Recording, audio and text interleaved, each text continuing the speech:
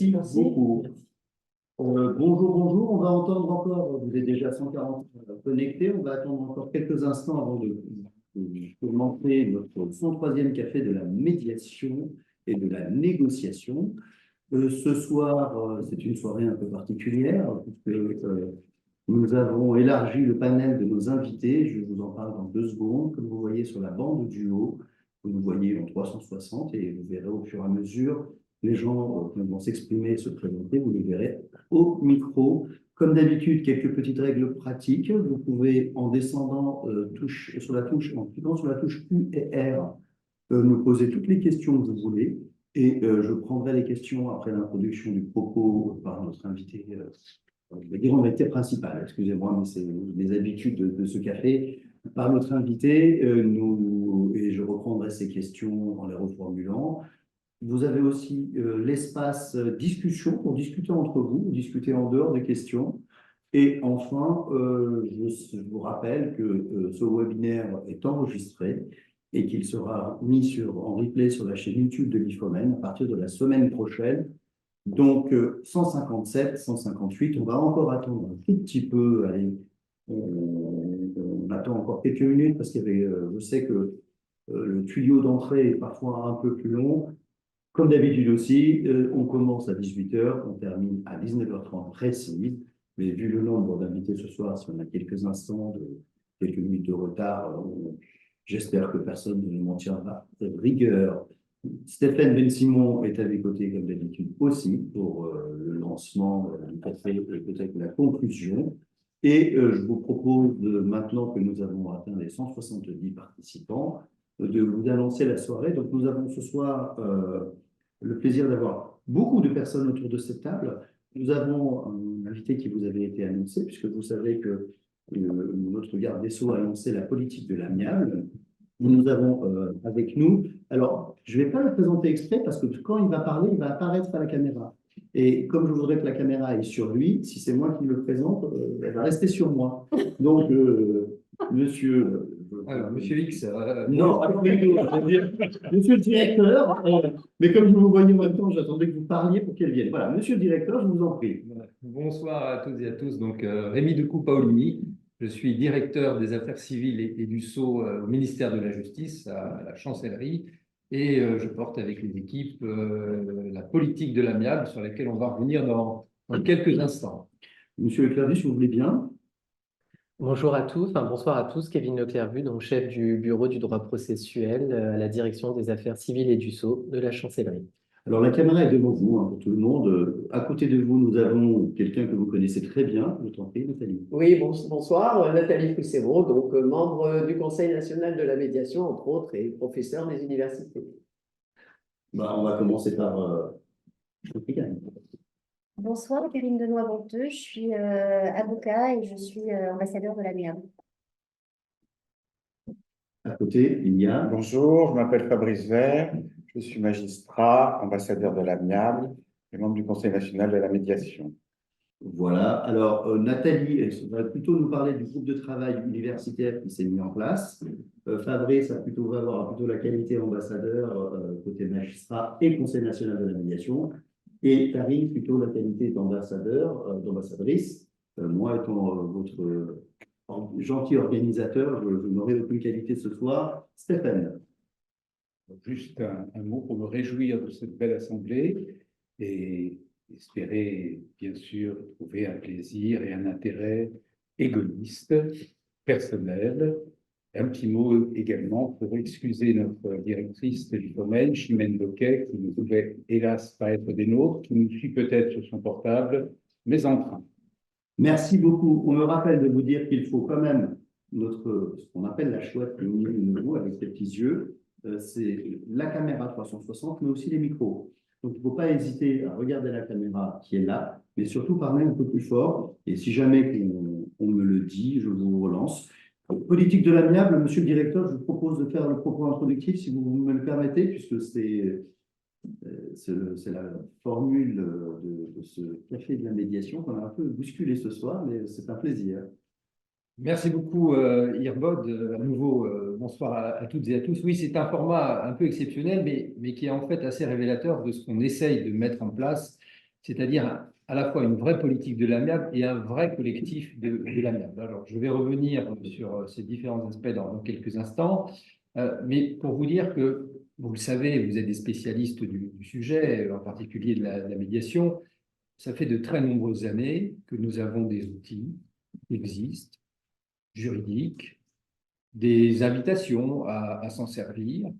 Et le constat fait depuis de très nombreuses années, malgré je dirais, des précurseurs, des enthousiastes, beaucoup sont autour de cette table ce soir, le constat que ça ne décolle pas. Qu'on reste en France avec des taux de recours à l'amiable, on va utiliser ce terme, pourquoi nous l'utilisons désormais à la chancellerie, des taux qui sont extrêmement faibles, entre 1 et 2%. Quand on constate, et l'ouverture vers les autres pays nous a montré qu'on pouvait faire les choses autrement, quand on constate dans d'autres pays, à la fois de l'Union européenne ou au Canada par exemple également, au Québec plus précisément, on a des taux beaucoup plus importants. Tout ça dans un contexte de critique du service public de la justice, une justice qui est critiquée pour sa lenteur et d'autre part pour son absence de proximité. Quand le garde des Sceaux est arrivé en responsabilité, le premier sujet a été, après plusieurs années d'abandon, c'est le terme qu'il utilise, mais quand on regarde les chiffres budgétaires, c'est assez réel, après plusieurs années d'abandon du budget du ministère de la Justice, la première priorité était d'abonder ce budget, de relancer la mécanique, de redonner des moyens à la justice, avec un certain nombre de moyens budgétaires et humains qui ont été lancés. Un petit peu plus fort, s'il vous plaît. Un petit peu plus fort, très bien. Avec un certain nombre de moyens budgétaires et humains, et en dernier lieu, avec la loi de programmation, un plan extrêmement ambitieux sur la mandature, avec le recrutement de 1500 magistrats, 1200 greffiers, un nombre important aussi d'assistants de justice. Donc, redonner du souffle aux juges, au service public de la justice, pour mieux faire le travail dans des conditions améliorées. Évidemment, ce n'est pas suffisant de donner des moyens à la justice. Il y a une réflexion qui a été engagée sur un nouveau modèle de justice. Le constat est qu'un certain nombre de litiges vont au contentieux alors qu'il y a d'autres possibilités de les traiter. Et c'est le début, je dirais, d'une véritable réflexion sur la manière de procéder autrement pour valoriser les modes amiables de règlement des différends. Quel est le constat qui a pu être fait? Et vous aurez l'occasion peut-être d'y revenir, peut-être que ça rejoint vos propres analyses, c'est qu'en réalité, ce qui a manqué jusqu'ici, c'est une politique globale, où l'ensemble des pièces du puzzle nécessaires au développement de la médiation et de l'amiable ont été mises en valeur. Une politique globale, ça veut dire quoi? Ça veut dire d'abord des outils qu'il faut peut-être rénover, actualiser, simplifier. C'est un projet que nous avons lancé de refonte du livre 5 du Code de procédure civile qui est en train d'être travaillé par les équipes et qui donnera lieu dans l'année à une consultation. Et vous aurez l'occasion d'ailleurs de vous prononcer par l'intermédiaire des représentants, notamment des médiateurs, des conciliateurs et toutes les parties intéressées. C'est aussi l'idée d'avoir de nouveaux outils, d'enrichir la palette et notamment de réconcilier, je dirais, le juge avec son office conciliatoire. L'article 21 du Code de procédure civile prévoit un office conciliatoire du juge. On ne peut pas dire qu'il soit réellement pratiqué. Au-delà de l'idée de revivifier cet article, son utilisation en tout cas, l'idée de proposer de nouveaux outils pour que on comprenne bien que l'office du juge ne se limite pas à trancher un litige par une décision rendue en droit, mais aussi peut s'accompagner d'un travail de conciliation des parties. Donc, de nouveaux outils ont été, vous le savez, mis en place au mois de juillet 2023. L'audience de règlement amiable, l'ARA, qui s'est inspirée de la conférence de règlement amiable qui a été développée au Québec, mais nous avons d'autres pays en Europe qui utilisent un dispositif similaire pour montrer que le juge, en lien avec les parties, en lien avec les avocats et avec aussi la possibilité de renvoyer à des médiations, peut remplir cet office conciliatoire. L'autre dispositif qui est aussi très intéressant et qui va permettent d'associer notamment les médiateurs, c'est la césure du procès. L'idée que lorsqu'on va devant le juge, il n'est pas nécessaire que celui-ci ait à trancher l'ensemble des points d'un litige. Il peut avoir à trancher la question de principe, la question notamment de responsabilité dans un certain nombre de contentieux, et ensuite de laisser les parties avec les médiateurs, avec les avocats, je dirais, terminer le règlement du différend. Ces deux outils ont l'avantage de montrer, encore une fois, et c'est très important, qu'il ne faut pas penser l'amiable contre le contentieux ou la phase contentieuse, qu'il ne faut pas penser les acteurs de l'amiable face aux acteurs judiciaires, face aux juges, mais qu'en réalité, tout ça, c'est une communauté qui doit travailler ensemble et que chaque litige doit tout simplement trouver son mode adapté de résolution. Ça peut être du tout contentieux, dans un certain nombre de litiges, ça peut être du tout amiable, ça peut être un mixte des deux, au début de la procédure, en cours, vers la fin. On ne s'interdit rien. Ce qu'il faut, c'est de l'agilité, de la souplesse, de l'adaptabilité pour répondre, encore une fois, de manière adaptée. Au fond du livre 5 en cours, ces deux nouveaux outils qui sont entrés en vigueur donc, au 1er novembre, et les choses vont monter en puissance. Une politique globale, c'est aussi s'appuyer sur les acteurs, en particulier sur les médiateurs. Et c'est le projet qui a été souhaité par le garde des Sceaux, d'avoir un Conseil national de la médiation qui rassemble la diversité des acteurs pour qu'ils puissent échanger, confronter leur expérience, exprimer leurs besoins, clarifier peut-être un certain nombre de notions, formaliser les exigences de formation, préciser la déontologie. En réalité, quand on renforce l'amiable, il faut aussi pouvoir renforcer, je dirais, le sérieux, la crédibilité, la reconnaissance tout simplement de l'engagement qui est le vôtre à travers ces différents aspects que je viens d'être évoqués. Donc le Conseil national de la médiation a été mis en place. Vous avez autour de cette table des personnes qui en sont membres et qui travaillent notamment sur les sujets des textes, sur les sujets de la déontologie, sur les sujets de la formation. On pourra y revenir si vous le souhaitez. C'est très important pour donner justiciable aux usagers la traduction d'une véritable professionnalisation, d'un véritable service rendu au service public de la justice. Formation, outils, il y a aussi un travail à destination des juges, des juridictions, des magistrats, et je dirais de manière générale de l'ensemble des acteurs. Et là, nous avons mis en place un nouveau dispositif qui s'appelle les ambassadeurs de l'amiable, qui sont 11, vous en avez 4 autour de cette table. C'est un dispositif qui montre bien le travail en collectif sur cette notion.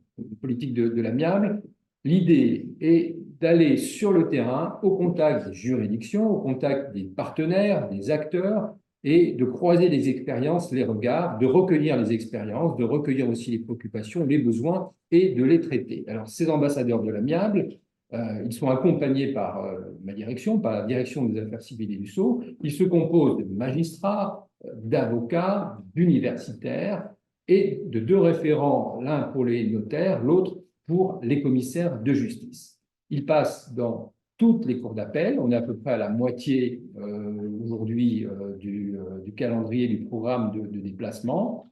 À cette occasion, il y a des échanges avec les conciliateurs, des échanges avec les médiateurs. C'est très concret, on n'est pas dans les abstractions, on discute réellement de la mise en place, la mise en œuvre de manière des différents outils, des difficultés rencontrées localement. Les expériences sont diverses.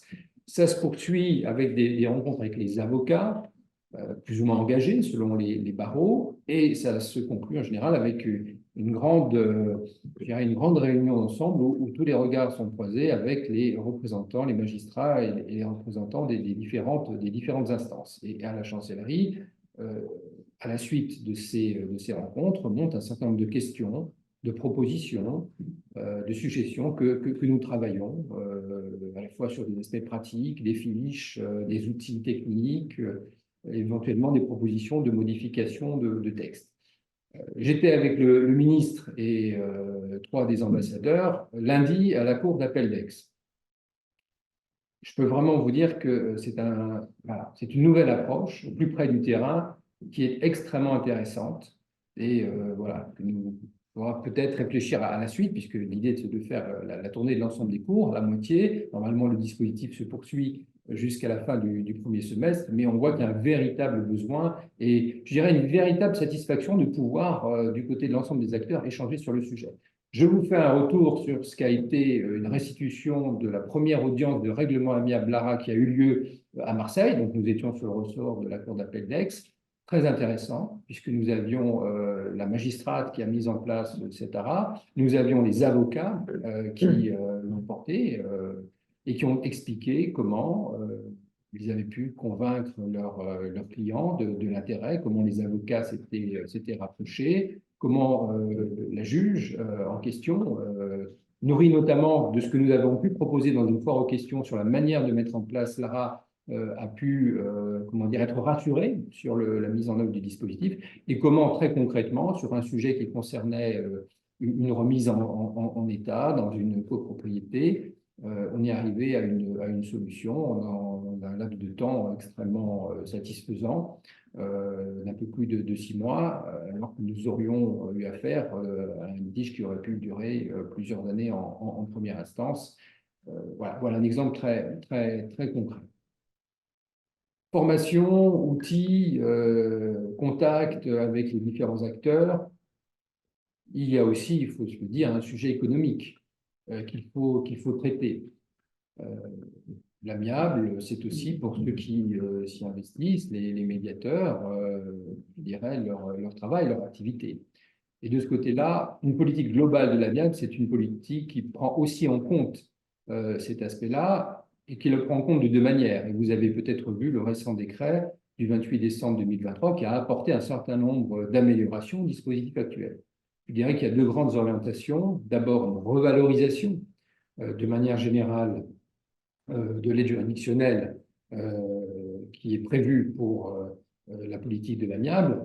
Et un autre élément qui est important, c'est la valorisation de l'accord qui peut être trouvé. C'est-à-dire qu'il faut faire, je dirais, distinguer les différentes hypothèses. Lorsqu'on tente quelque chose, il faut évidemment pouvoir percevoir une rétribution.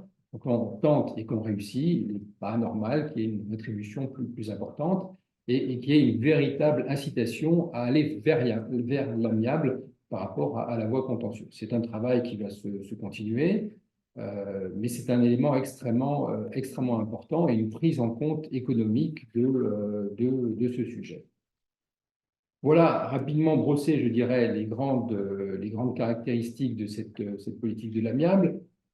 Il y a du côté de la chancellerie, du côté du ministre, une véritable volonté de l'inscrire dans la durée. C'est un investissement collectif. Sans doute faudra-t-il aller plus loin. Ce sera intéressant d'avoir vos retours sur la manière dont ça se passe dans vos ressorts, dans les juridictions que vous connaissez. Faut-il mieux structurer le réseau? Les gens se connaissent-ils suffisamment? Faut-il aller plus loin? Ce sera intéressant d'échanger avec vous. Faut-il créer un système peut-être de conseil de juridiction de l'amiable? On peut en débattre. Il faudra aussi, dans le prolongement du Conseil national de la médiation, voir quelles sont les évolutions possibles.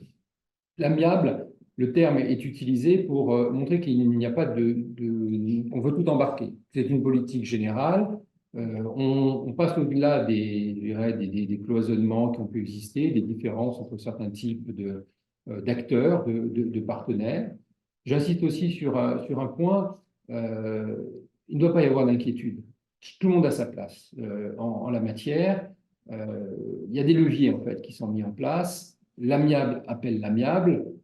Pour moi et pour un certain nombre de personnes qui sont autour de cette table, c'est une véritable conviction. Quand on pousse avec les nouveaux outils, l'audience de règlement amiable, la césure du procès, quand on pousse les juges à s'emparer de ce sujet-là, en réalité, c'est d'une certaine manière les aider à comprendre tout l'intérêt qui peut être en tiré de l'amiable et les pousser aussi à utiliser d'autres modes, à les familiariser avec ces autres modes. Donc, il y a véritablement un processus vertueux en la matière qui est engagé. Maintenant, ce qu'il nous faut tenir, c'est en réalité le développer et tenir dans la durée.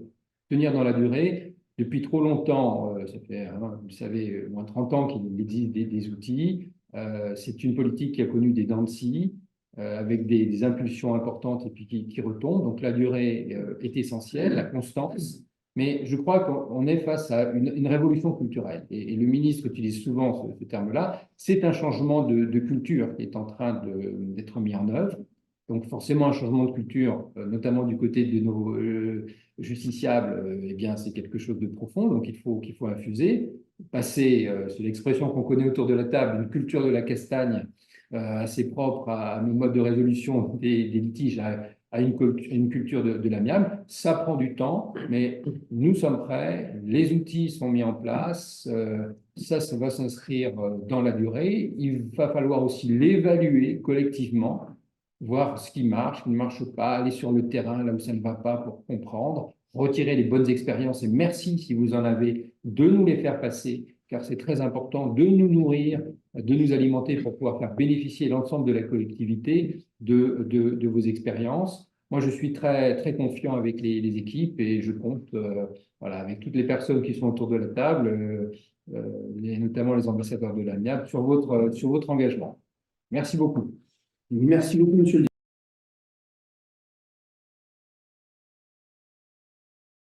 Avant de lancer sur la formation, j'ai moi-même participé comme directeur de session à 4 jours de formation sur l'ARA aujourd'hui avec un tiers d'avocats et 2 tiers de magistrats. Je peux dire qu'ils étaient gourmands et très satisfaits d'avoir pu faire des formations ensemble et qu'il faudrait peut-être qu'on réitère ce genre d'événements en élargissant le champ et que cette culture commune, on a bien vu qu'entre le premier jour et le quatrième jour, le jour 4 et le cas pratique du jour 4, il y avait une vraie évolution des parties avec leurs fonctions et la compréhension de l'autre.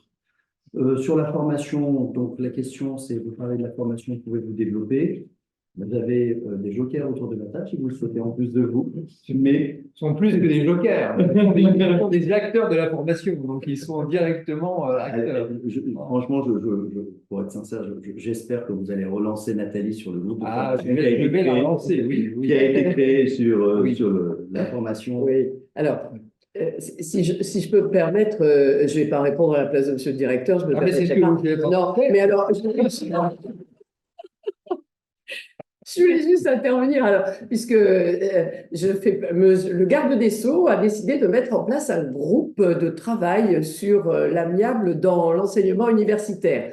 Bien sûr, est associé le ministre de l'Enseignement supérieur, ce qui paraît logique, puisque c'est un groupe de travail qui consiste à développer la culture de l'amiable et la révolution culturelle que vous avez annoncée dès la première année des études dans les facultés de droit, puisqu'on s'est rendu compte malgré tout qu'il y a bien sûr des DU, il y a un certain nombre de diplômes, mais ils sont axés sur la médiation, alors que la culture de l'amiable doit pénétrer la totalité des matières et la totalité des années dans l'université. Donc, ce groupe de travail a été mis en place, il y a un questionnaire qui a été diffusé, les personnes interrogées répondent et ensuite on va évidemment faire un rapport et puis diffuser les propositions et recommandations qui sont attendues par les 2 ministres qui ont installé ce groupe de travail, qui était nécessaire, il faut bien le dire, parce que il y a peut-être parmi vous des médiateurs qui ont fait des études à la faculté de droit et qui se sont rendus compte que finalement, à part dans certains diplômes et surtout après le master, après la 5e année, quand on veut passer l'examen d'avocat, pour entrer dans une école d'avocat, là, les procédures amiables sont au programme de l'examen, donc on est bien obligé de les apprendre, mais on les apprend vraiment à la dernière minute, c'est-à-dire en 5e année ou dans le cadre de préparation dans les instituts d'études judiciaires. Mais au préalable, on n'a pas du tout la culture vraiment de l'amiable qui doit aussi intégrer, je dirais, le cours de droit des contrats, parce que l'amiable aboutit à un accord, quelles sont les conditions de validité de l'accord. On pourrait aussi étudier en droit civil, par exemple, en droit des contrats. Donc finalement, nous allons faire des propositions pour répondre à cette nouvelle culture. J'ose même pas lancer Karine sur le point de la formation, parce qu'elle, c'est à la maternelle qu'elle doit mettre la culture de l'amiable, mais pourquoi pas. Juste, est-ce que je peux vous demander juste parce qu'il y a aussi le Conseil national de la médiation, il y a l'autre volet. Oui, je pense, oui. Sur la formation, je crois qu'il y a 3 sujets. Et avec un travail dans 3 directions. D'abord, il y a la formation sur, je dirais, immédiate sur les nouveaux outils qui sont mis en place. C'est normal, ça arrive, il faut les comprendre, savoir comment les utiliser. Donc, il y a des formations qui sont mises en place, notamment avec le soutien de l'ENM, avec GEM, des formations qui sont qui sont déconcentrés et qui ont commencé et qui donnent de très bons résultats. En réalité, il y a beaucoup de demandes de formation.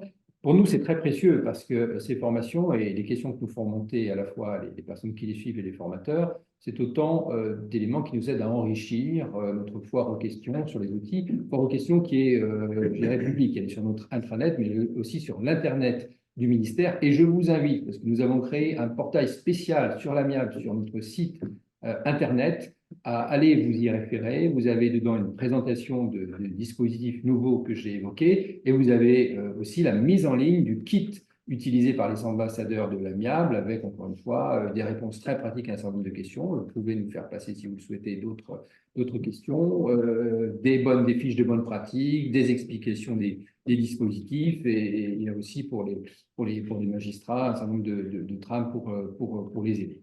Donc, la formation sur les outils existants. Il y a un sujet qui est plus fondamental, qui est le développement de la formation. Quel est le niveau qu'on doit attendre, notamment des médiateurs? Et ça, vous avez un groupe de travail au sein du Conseil national de la médiation qui est dédié à ce sujet. Voilà. Quel est le niveau? Qu'est-ce qu'on peut attendre comme prérequis? Combien d'heures? Des choses qui sont très, très, très concrètes. Faut-il ou pas de la spécialisation? C'est un débat qui est ouvert. Ça dépend, vous avez des opinions contrastées sur le sujet. Du côté des avocats, après avoir eu des hésitations, je dirais, au cours des dernières années, l'idée est plutôt que la médiation, l'amiable est tellement important et consubstantiel aussi à leur exercice que c'est quelque chose qui est une sorte de tronc commun, qu'il n'y a pas de spécialisation nécessaire. Vous avez d'autres professions, les notaires, les commissaires de justice tout dernièrement, qui souhaitent mettre un accent particulier et avoir un certificat de spécialisation, notamment sur la médiation. Donc ça, c'est un travail qui est en cours. Le Conseil national de la médiation est à l'œuvre. Il y aura, Nathalie Pissero pourra en parler mieux que moi, elle est membre. Donc un travail sur lequel vous serez évidemment informés avec des évolutions, des attentes sur le sujet. Le troisième point, c'est celui qui a été évoqué il y a un instant. Là aussi, ça renvoie au changement de culture. L'amiable, tous des souvenirs d'évocation, c'est souvent notamment la médiation, la petite présentation en fin de formation un peu rapide, pour dire qu'il existe quelque chose de différent, à côté, hein, souvent présenté comme étant à côté de ce qui est, je dirais, un mode présenté comme normal, le règlement des différends, le contentieux. Bon, et ça, il faut que ça change. Il faut que ça change parce que, d'une part, l'amiable tel qu'on veut le développer, et vous le voyez bien, un élément consubstantiel du dispositif, il faut marcher sur deux jambes, la jambe amiable, la jambe contentieuse. Donc, il faut rééquilibrer dans la formation l'amiable par rapport au contentieux. Premier point, il y a un rééquilibrage en termes horaire, de volume. Second aspect, on ne peut pas uniquement avoir l'amiable présenté dans un coin. L'amiable doit irriguer l'ensemble en réalité des matières. À chaque fois qu'on traite d'un domaine, il doit y avoir la présentation de son mode de résolution adapté quand on recourt à l'amiable. Donc, c'est ça qui est en train d'être travaillé par le groupe de travail qui vient d'être lancé par le ministre de la Justice avec la ministre de l'Enseignement supérieur. C'est refondre, réfléchir et sans doute refondre derrière.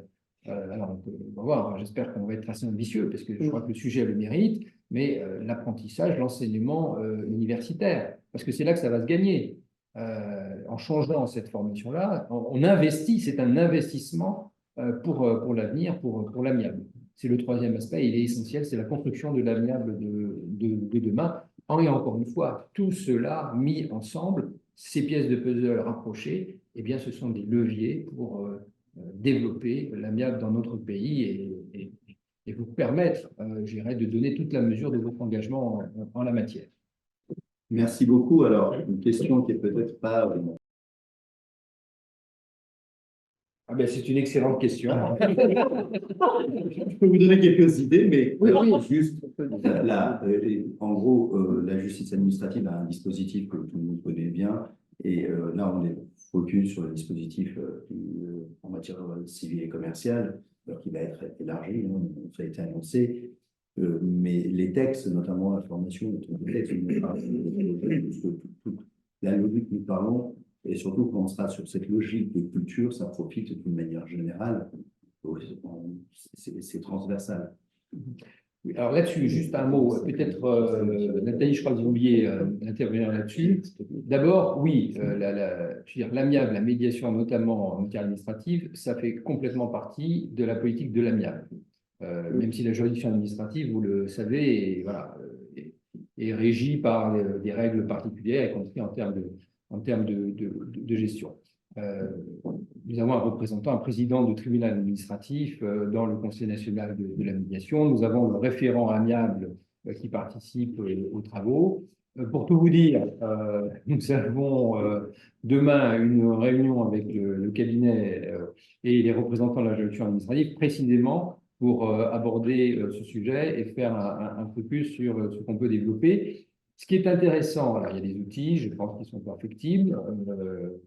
C'est sûr, même si aujourd'hui nous avons mis les ambassadeurs de l'amiable, c'est un dispositif qui fonctionne uniquement pour les juridictions judiciaires. Donc il y a la question de savoir comment notamment on l'étend ou on l'adapte aux juridictions administratives. Ce qui est intéressant dans la juridiction administrative et qui est pour nous un motif de réflexion, c'est la capacité d'être un peu plus incitatif. Parce que du côté de la juridiction administrative, ils n'hésitent pas, nos collègues, à se donner ou donner des objectifs en matière d'utilisation des modes amiables. Alors, c'est toujours un sujet très sensible, c'est à tendance du juge. Il y a toujours beaucoup d'attention, de prudence dans ces sujets-là, mais quand on part, je crois qu'on peut être d'accord, d'un niveau aussi bas que celui que nous connaissons, ça ne me semble pas être audacieux de dire qu'on peut se donner collectivement des objectifs pour monter progressivement les modes de résolution amiable. Et en réalité, derrière se pose la question de la traduction de ces objectifs, peut-être, on en discutait notamment lors de certaines ambassades de l'amiable, en mettant cette politique-là comme au cœur d'un certain nombre de politiques de juridiction. Dans les juridictions, dans leur politique, les chefs de juridiction doivent mettre en avant un certain nombre d'axes. Ça, c'est un aspect, c'est un levier qui nous paraît très important et ça fait l'objet de discussions en cours. Elle est en train de se construire, cette politique globale de l'amiable. Encore une fois, on avance avec l'ensemble des éléments du puzzle que je vous ai décrits, mais elle est en process. Elle est loin d'être achevée. Et l'autre point, j'insiste encore là-dessus, c'est l'évaluation. Dans la circulaire, je ne sais pas si vous l'avez regardé sur la présentation de l'urgence de règlement amiable et de la césure, et qui présentait aussi les petits ajustements à l'article 750-1. Nous avons une fiche spéciale dédiée aux indicateurs, à l'évaluation, notamment au codage des décisions. Fabrice Vert, que je suis allé voir au tribunal judiciaire de Paris, me disait, voilà, moi je sais qu'un certain nombre de médiations aboutissent, il y a des désistements, mais je n'ai pas l'outil statistique qui me permet de savoir combien de désistements relèvent véritablement des actions que j'ai engagées en matière de médiation. Donc nous avons modifié les codes qui permettent de mieux suivre les dossiers et pouvoir tirer des bilans sur qu'est-ce qui est sorti parce qu'il y a eu des accords. C'est très important parce que c'est une manière aussi, c'est un retour sur investissement, de dire ben, l'amiable, ça marche, ça donne des résultats. Et donc, si ça donne des résultats, il faut continuer à l'encourager, à la développer. Ça, c'est un aspect très important, l'évaluation. Trop longtemps, nous avons eu des outils sans visibilité, donc et nous étions aveugles par rapport à leur utilisation. C'est aussi un point très important que je voulais partager avec vous. Merci beaucoup. Alors,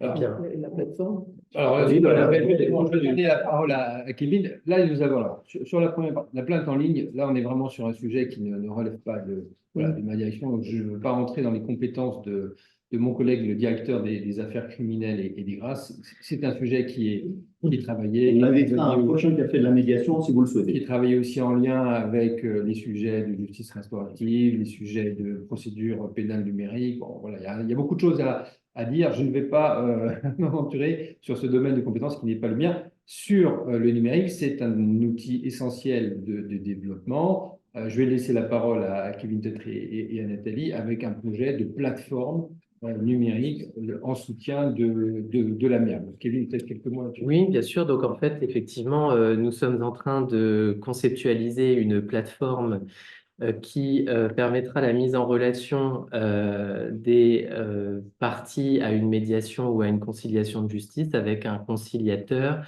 ou un médiateur dans le cadre de la tentative préalable amiable obligatoire. Hein. C'est le périmètre qui a été défini pour le moment. Donc, cette plateforme est en cours de conceptualisation. Donc là, actuellement, on travaille sur les paramètres de cette plateforme, sur les formulaires qui seront mis à disposition, notamment des choses aussi pratiques que l'attestation qui permettra de justifier auprès du juge de la mise en œuvre de cette tentative préalable amiable obligatoire, par exemple. Donc là, on est vraiment sur cette phase. Il y a 2 cours d'appel qui sont désignés pour, enfin en tout cas qui se sont manifestés pour être pilotes sur ce sujet. Donc c'est la cour d'appel de Colmar et de Versailles. Et donc voilà, c'est une plateforme qui permettra eh bien, de mener ces 2 modes amiables. Hein. La procédure participative, pour le moment, elle est exclue. Donc, qui permettra de mettre en œuvre ces 2 modes amiables de règlement des différends. Voilà. Merci beaucoup. On a quand même deux, sur WinSICA et WinSI-TGI, nous avons quand même deux outils qu'on peut renseigner, c'est l'injonction de rencontrer un médiateur et la médiation judiciaire. Alors, par exemple, au service des référés de Paris, on a à peu près sur plus de 9000 affaires, c'était 1200 injonctions de rencontrer un médiateur par an. Mais c'est toujours des outils qui sont renseignés par le greffier. Donc, si le greffier oublie d'indiquer, de cocher la bonne case, voilà, il y a toujours un système un peu de… Mais bon, c'est le système général actuellement, il n'y a pas d'algorithme automatique qui permet de détecter. Et en ce qui concerne par contre les résultats, il est vrai qu'on ne peut pas combiner. Par exemple, on sait combien j'ai de désistements, on sait combien j'ai d'injonctions. Donc, j'avais demandé à mon greffe, est-ce que vous pouvez mélanger, combiner les 2 critères? Eh bien, ce n'est pas possible. Par contre, on se rend parfaitement compte que ça donne des résultats de manière pratique aux audiences. Moi, en 3 ans, j'ai vu le nombre de désistements ou d'accords honnêtement augmenter. Je voulais juste revenir sur ce qui a été dit par monsieur le directeur des affaires civiles sur les 2 nouveaux mécanismes, notamment sur l'audience de règlement amiable, qui rencontrent effectivement auprès de nos collègues, alors que pour certains, on a entendu beaucoup de choses.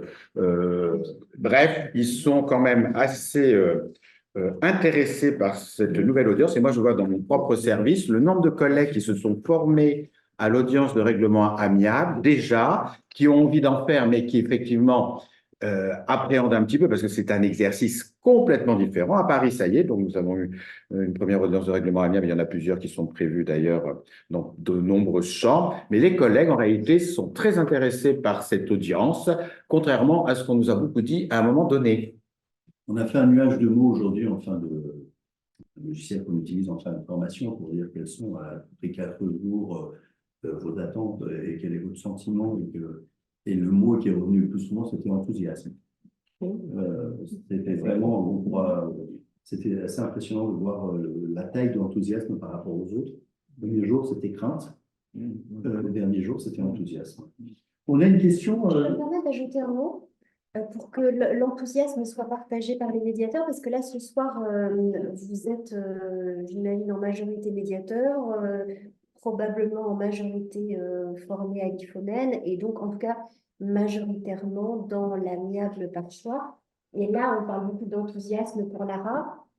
Et en fait, ce qui est extraordinaire dans cette politique de l'amiable et dans la création de ces nouveaux outils, c'est que vont arriver dans le champ de la médiation, par la création de ces nouveaux outils, des gens qui n'étaient absolument pas convaincus et qui n'avaient pas choisi d'arriver directement en amiable. Vous allez avoir des gens, vous qui êtes médiateurs et qui êtes connectés, des gens qui viennent à vous après être passés par Lara, des gens qui viennent à vous dans le cadre d'une procédure participative. Et tout ça, c'est vraiment grossir l'équipe des gens qui vont pouvoir travailler autrement, et même ceux qui ne l'avaient pas initialement choisi. Merci beaucoup. Stéphane, tu lèves la main. Je vois pas. Un mot pour aller dans le sens de ce que dit Karim, parce qu'il a été évoqué une révolution culturelle, une révolution des mentalités.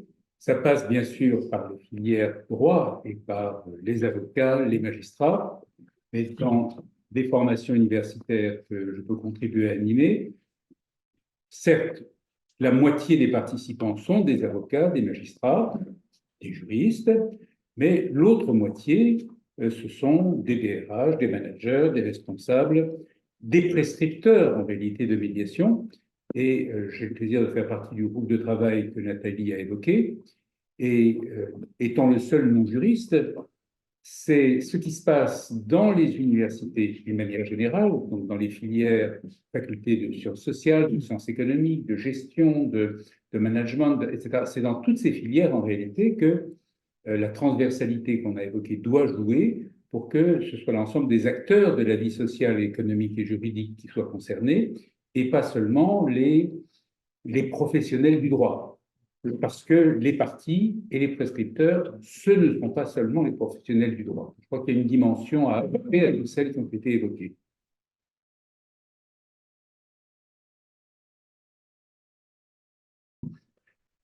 J'entends des sifflements. Waouh! En réalité, comment dire, la réponse, elle est dans le terme magistrat à titre temporaire, puisque la loi confiance et la loi, surtout la récente loi, ont élargi les possibilités pour les personnes d'être magistrats à titre temporaire. Donc la réponse est toute personne qui peut être magistrat à titre temporaire peut, dès lors qu'elle est magistrat à titre temporaire, exercer des ARA. C'est ça, en fait, l'élément qui est déterminant. Il faut tout simplement être magistrat à titre temporaire. Et pas nécessairement magistrat professionnel. Premier point. Et c'est d'autant plus important qu'en réalité, on veut s'appuyer évidemment sur les magistrats honoraires, les magistrats à titre temporaire, pour développer, à côté des magistrats professionnels, l'offre d'ARA. Donc la réponse est oui, un avocat peut, mais évidemment en passant par la case magistrat à titre temporaire. C'est la condition sine qua non.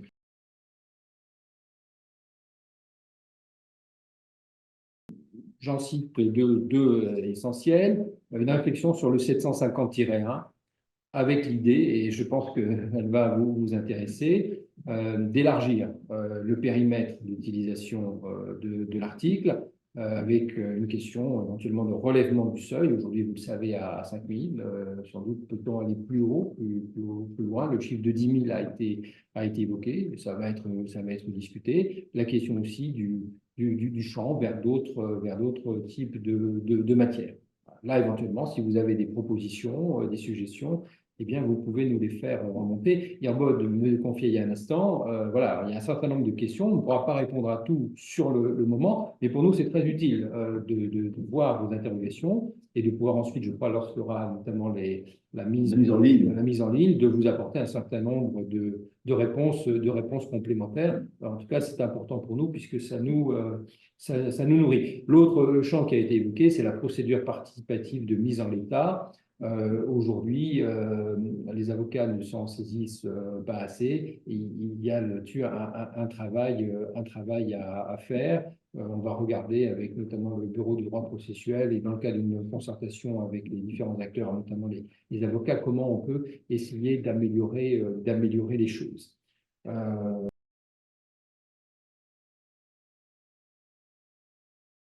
Sur le premier point, c'était sur la. Alors là, justement, je vais rebondir là-dessus parce qu'il y a un élément d'actualité. Quand on a proposé l'audience de règlement amiable, au début, il y a eu beaucoup de réticences. On nous a dit, mais écoutez, il y a des outils qui existent, pourquoi vous allez en rajouter encore? Déjà, faisons fonctionner ce qui existe, alors qu'en réalité, ce qu'on a fait, et je pense que c'est utile, c'est rajouter les cordes, enfin deux, avec la césure du procès, à l'arc. L'idée, c'est toujours, encore une fois, d'avoir des dispositifs sur mesure, et chacun s'en saisit ou pas en fonction du litige qu'il a résolu. Mais enfin, il y avait des réticences, il faut bien le le dire. Et donc, nous avons dit, ben, nous allons être prudents. Nous allons d'abord le tester, ce nouveau dispositif d'audience de règlement amiable dans les TJ, dans un certain type de contentieux. Aujourd'hui, on est voilà, au début du mois de février 2024. Il y a un engouement. Je crois qu'on le constate de tous les côtés. Et on voit bien l'effet de levier que l'ARA a au-delà du dispositif lui-même pour l'ensemble de l'amiable. Et donc, nous avons des demandes maintenant, venant un peu de toutes parts, d'élargir le dispositif, la procédure à d'autres juridictions. Alors, le garde en a parlé lundi. L'ARA va être élargie au tribunal de commerce. Je peux vous l'indiquer. Je ne sais pas s'il y a des Alsaciens Mosellans, les chambres, parmi nous, les chambres commerciales des TJ ont un dispositif particulier. L'Alsace-Moselle vont aussi bénéficier de l'ARA. Les cours d'appel le sollicitent aussi. Alors, pourquoi pas? L'amiable peut arriver, encore une fois, à plusieurs étapes dans la procédure. Donc, c'est quelque chose qu'on va regarder et qui va pouvoir aussi bénéficier d'une extension du dispositif. Sur les médiateurs d'entreprise, médiateurs de services publics, là, je renvoie un peu aux travaux du Conseil national de la médiation parce que ils en font partie. C'est là-dedans, c'est dans le cadre de cette instance qu'on discute de la place de chacun, de la valorisation de chacun et de voir comment, je dirais, en fonction des différents types de litiges, on peut les valoriser. Peut-être Nathalie là-dessus, puisque c'était un des sujets, le périmètre du Conseil national de la médiation. Si tu pouvais intégrer dans ton propos une question qui est revenue 2 fois de suite sur justement la valorisation de la place des médiateurs familiaux et du diplôme de médiation familiale. Oui. Alors d'abord, il faut louer la composition du Conseil national de la médiation parce qu'effectivement, il représente la totalité des types de médiation qu'on rencontre. Hein. Il n'y a pas que les médiateurs, j'allais dire, de droit commun. Il y a aussi, on a la médiation de la consommation, on a la médiation en matière administrative. Donc, ils sont représentés. Il y a tous les médiateurs de la famille aussi. Familiaux qui sont représentés. Donc, on a une grande diversité, ce qui nous permet d'essayer d'avoir une vision partagée au moins de troncs communs, par exemple, de compétences, de vision partagée d'une définition, avec évidemment le maintien de certaines spécificités inévitables, mais néanmoins, il ne faut pas nier l'utilité sociale et économique de tous ces médiateurs, quel que soit leur statut particulier. Donc, le Conseil national de la médiation, par sa composition intelligente, je dirais, représente tous les courants. Et en ce sens, ça permet d'avoir une réflexion globalisante et une réflexion plus performante. Donc, ce que je veux dire, c'est que, par exemple, les médiateurs des entreprises ne doivent pas se faire de soucis, les médiateurs de la consommation non plus. Ils sont pris en compte dans la réflexion du Conseil national de la médiation et dans les évolutions qui vont suivre. Donc ça, c'est important. Et quelle était l'autre remarque que tu m'avais... Quelle était l'autre question? Les médiateurs familiaux. Ah oui, alors les médiateurs familiaux, le problème, c'est que les médiateurs familiaux, ils relèvent du ministère du Travail et de la Solidarité. Donc c'est un autre ministère, ce n'est pas le ministère de la Justice. Ils ont un diplôme particulier qui est un diplôme d'État assez ancien. Et à cause de la loi de 2018 qui impose de créer des diplômes en termes de compétences, ils sont en train de revoir le diplôme d'État. Et ils travaillent en partenariat avec le Conseil national de la médiation. Donc, nous avons eu des entretiens avec des représentants de ce ministère pour voir s'il n'était pas possible et opportun de créer des compétences communes de base à tous les médiateurs, y compris les médiateurs prévus par des textes spéciaux, et ensuite d'envisager peut-être quelques compétences particulières pour les médiateurs familiaux et peut-être pour d'autres médiateurs. C'est inévitable parce que selon la nature du litige, les enjeux, les qualités des justiciables, il faut quand même adapter aussi. Monsieur le directeur tout à l'heure a parlé de la flexibilité, de l'adaptabilité. Il faut que l'amiable soit aussi adapté à la nature des contentieux et aux qualités, aux caractéristiques des justiciables. Voilà, donc il y a une réflexion partagée avec l'autre ministère. D'accord.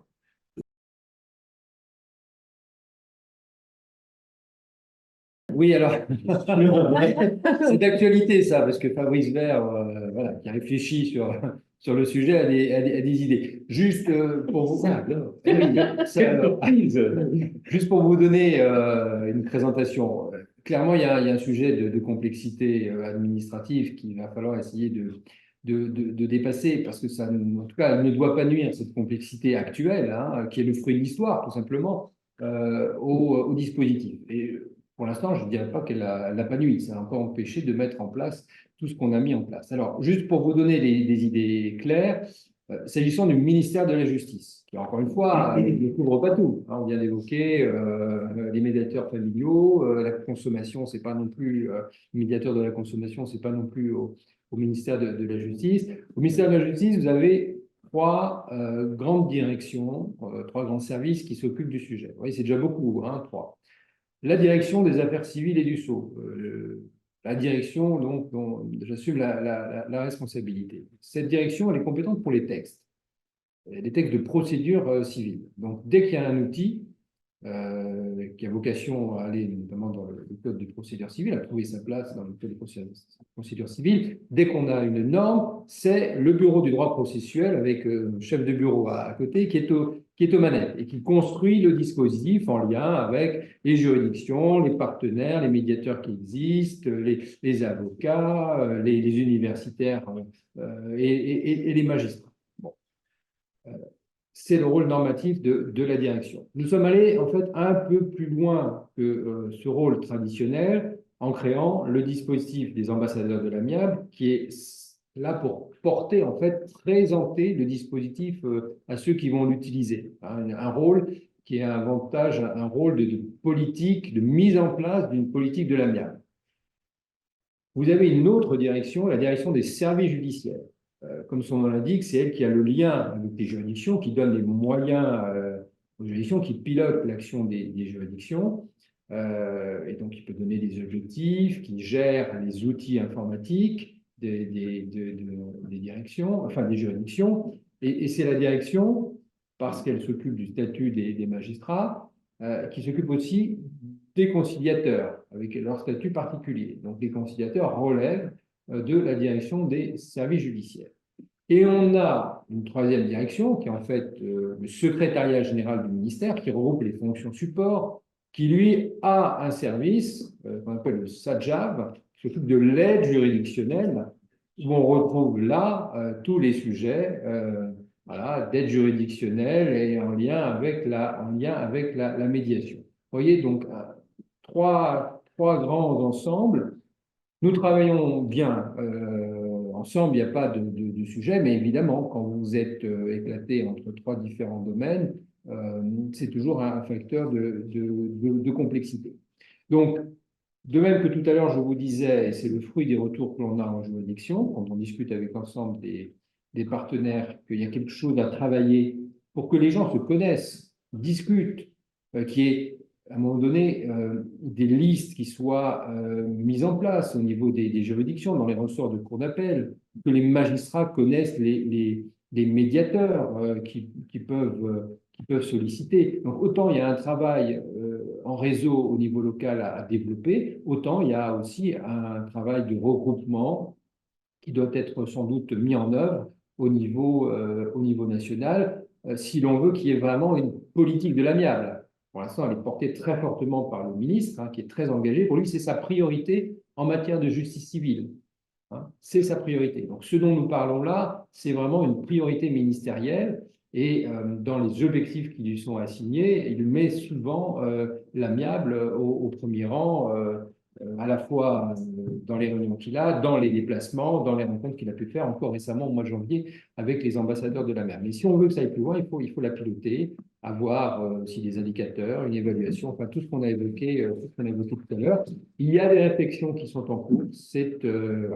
Là aussi, c'est un travail qui est engagé et qui est en cours avec des arbitrages, des solutions qui seront prises dans les semaines et les mois qui viennent. Mais en posant cette question, vous avez parfaitement perçu le fait qu'il y avait ce besoin-là de pilotage de la politique de la bière. Alors,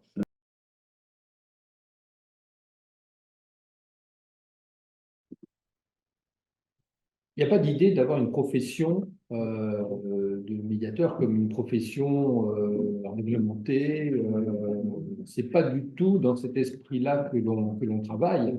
Il y a l'idée d'avoir sans doute comment dire, des règles plus claires, aider à construire une formation enrichi.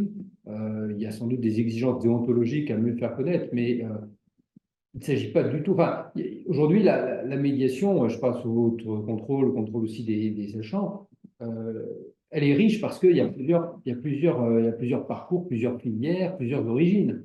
Et si on commence à être dans l'idée qui n'est pas celle de la chancellerie, hein, très clairement, mais d'avoir une profession de médiateur, ben, on perd le bénéfice de cette richesse.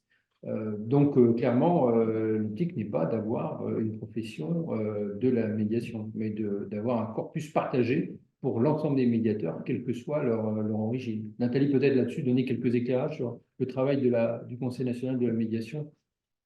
Alors, vous avez parfaitement raison, en ce sens que le Conseil national de la médiation, j'allais dire, il professionnalise la mission, mais il faudrait peut-être pas le dire comme ça, mais c'est un peu l'idée. On professionnalise la mission en ce sens d'aller un petit peu dans la direction que vous venez d'indiquer, c'est-à-dire que tout médiateur doit être doté d'un minimum de compétences, de savoir, de savoir-être, de savoir-faire, mais ça ne deviendra pas pour autant une profession qui risquerait effectivement de figer les choses et puis d'exclure un certain nombre de personnes qui exercent déjà cette mission avec succès. Donc non, l'idée n'est pas d'en faire une profession, mais de professionnaliser la mission, de la rendre plus respectueuse d'un certain nombre de principes déontologiques et puis d'améliorer le savoir-être et le savoir-faire des médiateurs. Gaël pose une question. Alors, sur la médiation pénale, je vais répondre que non, nous n'avons pas compris dans le champ de la réflexion la médiation pénale parce que ça obéit à des enjeux différents, c'est soumis à des dispositions différentes, et puis ça relève plus de la DACG que de la DACS. Nous n'avons pas de représentants, nous n'avons pas de médiateurs en matière pénale, spécifiquement en matière pénale. Puis les enjeux sont un peu différents. Donc, et puis certains considèrent que ce n'est pas de la médiation au sens civil du terme. En ce qui concerne le reste, oui, nous, on essaye, dans le cadre de cette composition, de prendre en compte la totalité des médiations, y compris celles qui ne sont pas en termes d'affichage représentées. Mais il ne faut pas oublier que nous avons des associations de médiateurs, des fédérations de médiateurs qui sont représentés.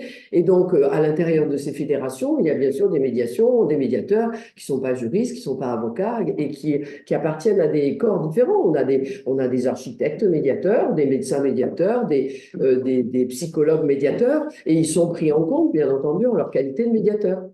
Et s'il est possible de faire des parcours, y a-t-il une sorte de boîte aux lettres ou un lieu où les gens peuvent écrire pour faire des contributions? Oui, si quelqu'un veut faire une contribution, le plus simple, c'est qu'il contacte la présidente du CNM, Frédéric Agostini, qui reçoit dernier café de la médiation, voilà, qui reçoit parfaitement toute contribution, toute demande d'audition aussi de personnalité. Absolument. Merci beaucoup d'avoir dit que...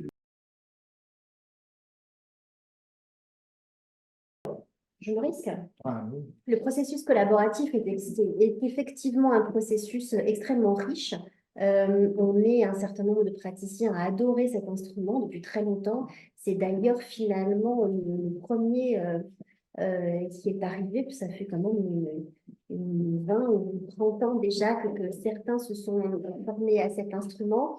La particularité, comme vous le savez, de cet instrument, c'est qu'il n'est pas codifié.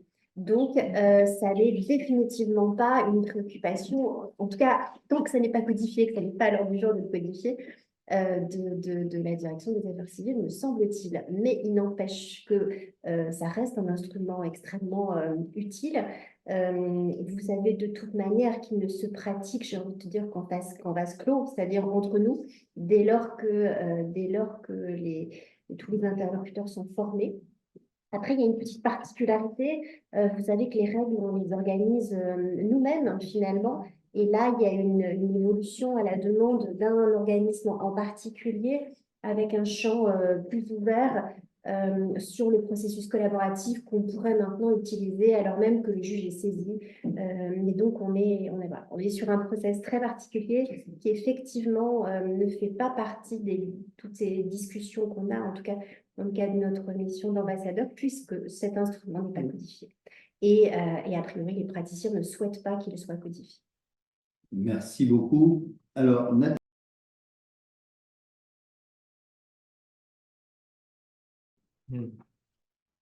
Oui, alors ça, c'est une question qui est importante parce que pour décliner, je dirais, l'amiable dans toute sa diversité, dans toute sa richesse, il faut toucher l'ensemble des publics. L'accent a été mis essentiellement pour l'instant sur, je dirais, les prescripteurs et les acteurs et partenaires de la justice en matière d'amiable. Il est évident qu'un changement culturel, puisque c'est ça que l'on vise, hein, doit se faire avec les justiciables, avec les usagers. Alors, première réflexion à ce sujet, il y a une demande. En ce sens, si je me réfère aux échanges qu'il y avait eu, et notamment aux consultations qui avaient été lancées par les États généraux de la justice, maintenant près de 2 ans, qui ont nourri la dernière loi portée par le garde des Sceaux. Il y a un besoin qui répond à un souci de proximité, d'attention, d'écoute, ce qu'offre en réalité l'amiable, en particulier la médiation. Donc là, on voit bien qu'il y a une demande sociale qu'il faut traduire et accompagner. C'est pas sans lien aussi avec l'autre demande d'avoir une justice, une offre de justice au sens très large du terme, j'inclus évidemment l'amiable dedans, une offre de justice plus rapide. Ce qu'on est en train de développer, je ne sais pas si vous l'avez vu, maintenant c'est une communication à destination du public. Donc il y a une communication qui a fait un peu parler d'elle. Donc normalement vous avez dû en entendre parler récemment, qui a été portée par la chancellerie et le ministère de la Justice avec le CNB, le Conseil national des barreaux, de promotion de l'amiable, où on expliquait notamment que son énergie, voilà, on pouvait l'utiliser de meilleure manière que je dirais que dans la castagne. Voilà. Je ne sais pas si vous avez eu le visuel en tête, avec une couette, des pieds dépassant la ligne. C'est une affiche qui a fait parler d'elle. Certains l'ont adorée, d'autres pas du tout. Mais peu importe, on en a parlé et elle a été diffusée très largement dans les lieux de justice, aussi dans les maisons de justice et du droit. Derrière, il y a l'idée de continuer à faire d'autres campagnes. Il y aura d'autres campagnes, c'est prévu parce qu'on ne peut pas développer l'amiable si on n'a pas J'ai mis à les l'écran, usagers. vous voyez à l'écran, dans quelques instants, la publicité, elle apparaît à l'écran. Nous, on ne la voit pas parce qu'elle est sur votre écran, donc vous l'avez directement à l'écran. Voilà. Il y aura des campagnes grand public qui seront portées notamment par la direction de la communication du ministère. Clairement, ça fait partie du plan de développement de l'amiable. Et la question est tout à fait pertinente. On ne peut pas réussir sans les judiciaires. Ils doivent en tout cas en avoir entendu parler. Même s'ils ne connaissent pas les instruments, c'est quand même complexe. Mais la complexité, ce n'est pas à eux de la gérer, c'est à nous, voilà, les acteurs de la portée. Mais eux, comprendre qu'il existe quelque chose d'autre. Et notamment, qui ont de la proximité, peut-être de rapidité, qui permet de faire les choses autrement. Est-ce que vous me permettez que je vous coupe une seconde parce qu'on Bateau nous pose aussi la question qui est en lien direct en disant pour informer très régulièrement sur la médiation judiciaire, je crains que les justiciables soient un peu perdus car l'offre amiable se trouve importante. Les définitions sont toujours très audibles pour le justiciable et pas toujours claires avec un juge. C'est gratuit, sans juge, etc. Et puis elle met 3 petits points. Oui, c'est complexe. Oui, ça c'est sûr. Juste, alors, juste un élément pour dire qu'une partie de la complexité, bien, je considère que ce n'est pas au justiciable de la gérer. L'autre élément, c'est que il faut qu'on revoie, mais je l'ai évoqué tout à l'heure, nos outils, le livre 5 du Code de procédure civile, vous le manipulez, vous vivez avec. Vous voyez bien que l'empilement des textes et des normes ne convient plus. Donc, il y a eu un gros travail qui a été fait, je le remercie, par le Bureau du droit processuel. On va consulter le Conseil national de la médiation dans le courant du mois sur une refonte. Il ne s'agit pas d'inventer de nouvelles choses, mais de mieux présenter, de mieux structurer, de donner de la lisibilité pour vous, pour les utilisateurs, et vous serez consulté puisqu'il y aura une très large consultation qui sera lancée avant la fin de ce semestre. Donc, préparez-vous, ça va venir, et je compte sur vos propositions et vos analyses. Merci. Alors, sur cette question, j'ai 3 bras qui se sont levés directement. Je vais passer la parole Moi, c'est une réponse très, très terre à terre. Monsieur le directeur, vous disiez tout à l'heure qu'un certain nombre de documents avaient été produits dans le cadre de la mission des ambassadeurs. Et il y a notamment donc, des fiches pratiques très courtes qui rappellent ce que sont les instruments, la différence entre chaque instrument. Puisqu'effectivement, cette différence de vision et de compréhension du fonctionnement fait partie des choses qui ont été remontées. Donc, voilà, tout ça est accessible. Merci. Il y a eu d'autres mains levées. Juste un mot, justement, pour maître des Guéniazars et maître de Joie-Venteux. Est-ce que, puisque la question est le justiciable est perdu, il peut avoir le sentiment de ne pas y voir très clair, est-ce que ça n'entre pas dans la mission des avocats de mettre en œuvre leur devoir de conseil et de présenter la diversité des possibilités loyalement au justiciable qui est en situation précontentieuse? Est-ce que quelqu'un a envie de parler du devoir de proportionnalité pendant qu'on est ici? Alors moi, je vais faire la même réponse sur le précédent sujet. Il y a aussi des fiches pratiques là-dessus, sur l'amiable et les avocats, avec effectivement un rappel de ce que notre déontologie nationale et européenne nous impose de réfléchir à l'amiable, comme tout autre instrument, et qu'effectivement, on doit se poser la question de savoir s'il est dans l'intérêt de notre client, au regard de ses demandes, de ses besoins, d'aller sur un instrument amiable ou d'aller au judiciaire, ou les deux. C'était la présentation que faisait Monsieur le directeur tout à l'heure sur l'utilisation cumulative de tout ça. Donc une vraie réflexion en termes de stratégie de l'amiable, parce que c'est ce que nos clients attendent de nous et c'est ce que notre déontologie nous demande.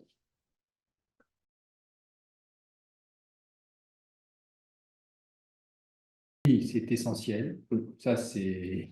On ne pourra pas développer l'amiable, assurer, je dirais, l'existence, la pérennité du modèle économique si on n'embarque pas aussi les assureurs, notamment les assureurs de protection juridique. Donc, on a commencé, il y a des travaux d'approche, des discussions qui sont ouvertes. Clairement, c'est un chantier sur lequel nous sommes en train de travailler. Voilà. Ça, et pour nous, c'est incontournable. Ça fait partie des pièces du puzzle.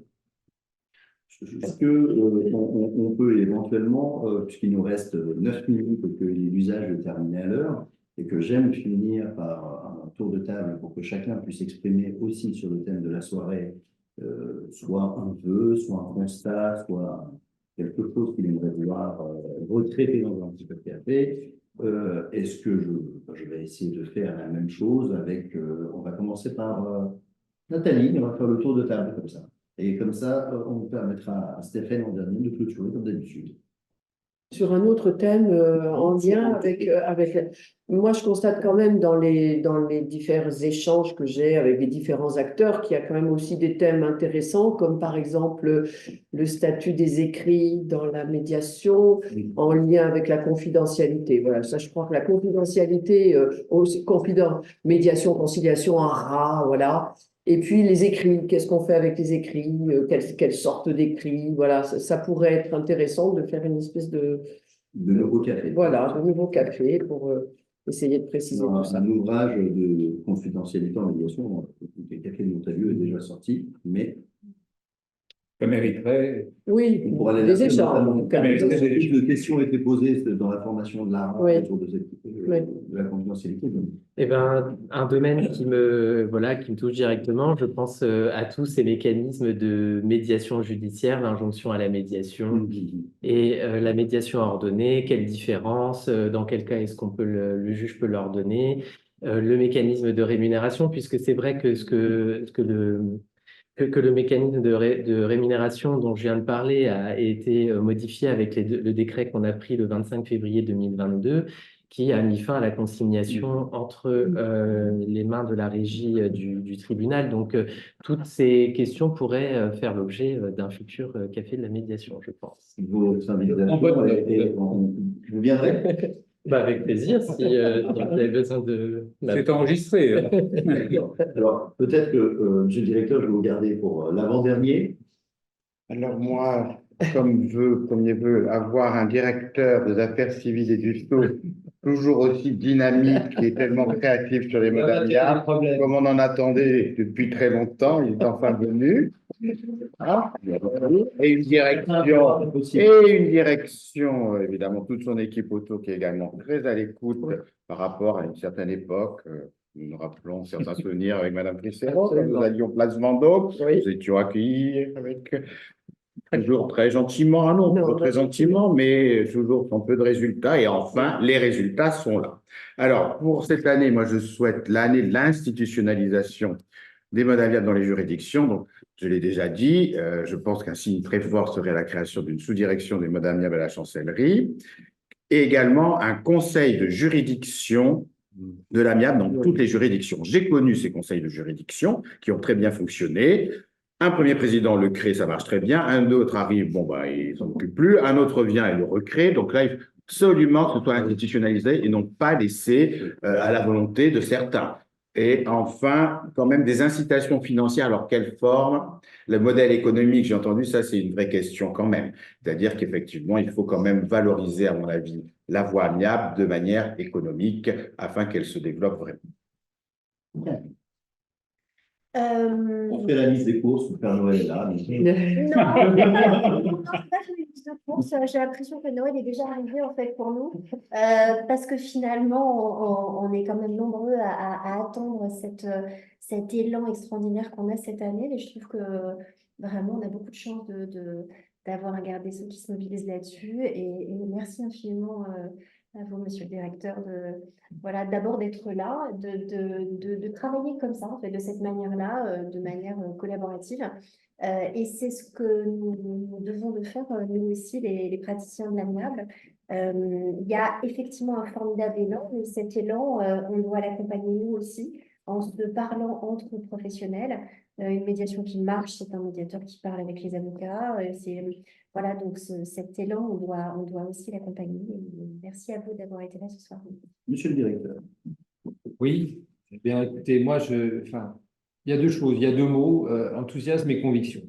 Moi, je compte sur l'enthousiasme de vous tous, pour de la table, tous les acteurs, tous les médiateurs, toutes les personnes qui nous accompagnent. Et la conviction, parce que vous devez être convaincus qu'on est vraiment à un tournant. Et ce tournant, c'est ce véritable changement de culture. On ne peut le réussir qu'ensemble. Donc, la chancellerie, elle est à votre écoute. Comme je vous l'ai dit, on porte une politique globale dans toute sa diversité. Chacun à sa place. Vous avez la vôtre. Faites-nous remonter. Engagez-vous. Aidez-nous, en fait, à la réussir collectivement. Je crois qu'on est parti sur une très, très belle trajectoire. Les choses sont toujours fragiles, donc il faut la tenir sur la durée. Et il faut rester unis pour la mettre en œuvre. Voilà, vous pouvez compter sur la chancellerie, mais moi, je compte aussi sur vous. Il est 19h27, nous allons finir à l'heure. Prochain café, donc le second jeudi de chaque mois normalement, sans contretemps. On a plein de sujets maintenant pour le prochain café. On en a fait pas, mais là on en a encore plus. Stéphane, comme à mon habitude, je me permets juste de remercier toutes les personnes qui ont participé, vous remercier pour la qualité de vos questions, vous remercier pour ce que vous faites. Vous étiez plus de 250 à un moment donné, donc 255.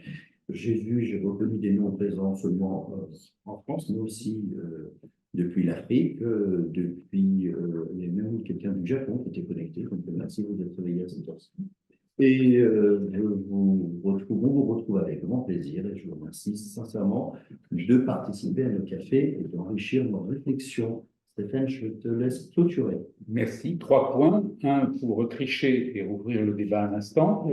Il me semble que ça fait longtemps qu'on dit, et je vais faire l'avocat des magistrats, que à la fin de l'année, quand un magistrat a ordonné des médiations, quand il y a eu des désistements, eh bien, ce n'est pas comptabilisé comme son travail particulièrement réussi, et des affaires qui sont bouclées dans de bonnes conditions. Je pense qu'on manque d'un compteur d'appréciation du travail des magistrats.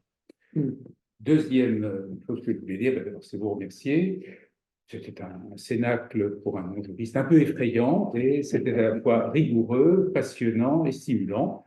Je voulais vous remercier parce que les cafés de la médiation doivent pouvoir être clarificateur et stimulant pour tous, quelles que soient les cultures professionnelles des uns et des autres. Et le dernier point, c'est de vous donner rendez-vous sur le site de l'ICP et le site LinkedIn de l'ICP et de l'IFOMEN, où ce sera rediffusé, où seront annoncés les prochains cafés, dont je peux dire déjà que en mars-avril, il y aura certainement au moins un, sinon deux cafés sur des thématiques sur l'Europe.